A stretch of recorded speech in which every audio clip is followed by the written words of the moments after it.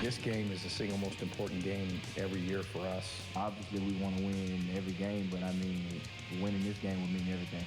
It's going to be fun, man. I'm looking forward to it. Obviously, it has a lot more meaning as both teams going for their 10th win. I expect to go down there, with my brothers, go out there and go on war. Pac-12 South Championship on the line. It adds a lot. There's a little extra to it.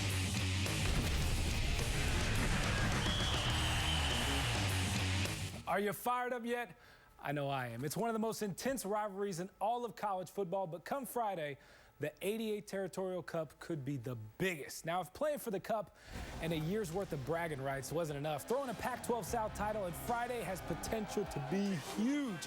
Both teams are 9-2, but both need help from Stanford in order to move on to that Pac-12 championship game. But for ASU, they can't worry about anything outside of Tucson.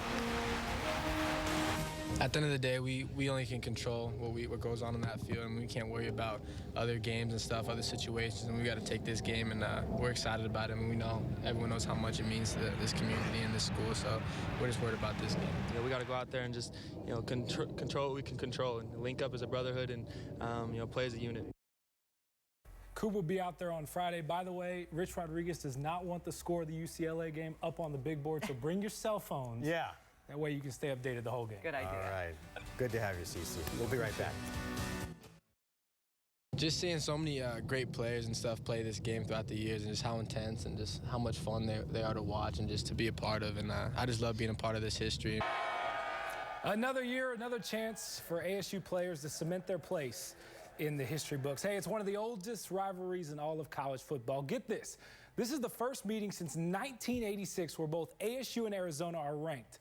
The last time they met with at least 9 wins each, you have to go back even more, to 1975. Mark Curtis remembers it like it was yesterday, right? For ASU, it's a chance to win their 3rd straight Territorial Cup win.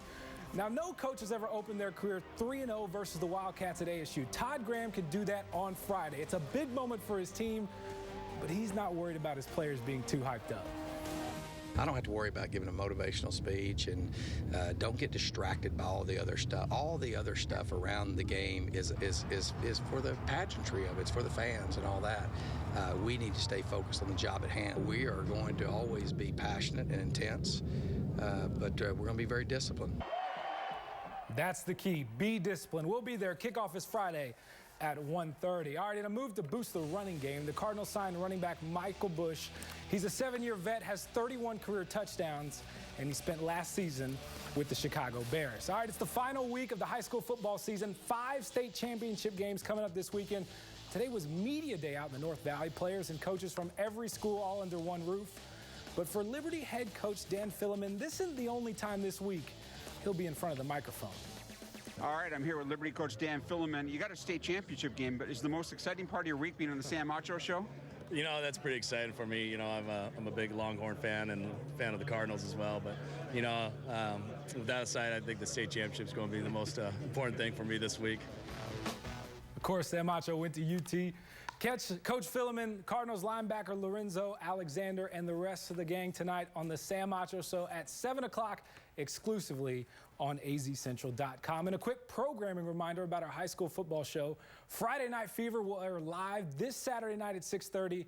Watch all the action from every state championship game. Lynn Sue? Always such a great show. Thanks, Cameron. Well, the Cardinals made a move to boost the run game on Tuesday, signing former Raider and Bears running back Michael Bush. But as our Cameron Cox explains, Bush's journey to the Valley was long overdue. Michael Bush is the Cardinals' newest clock killer, a power back, the perfect fit to go alongside Andre Ellington. But the most important part, this is a fresh start.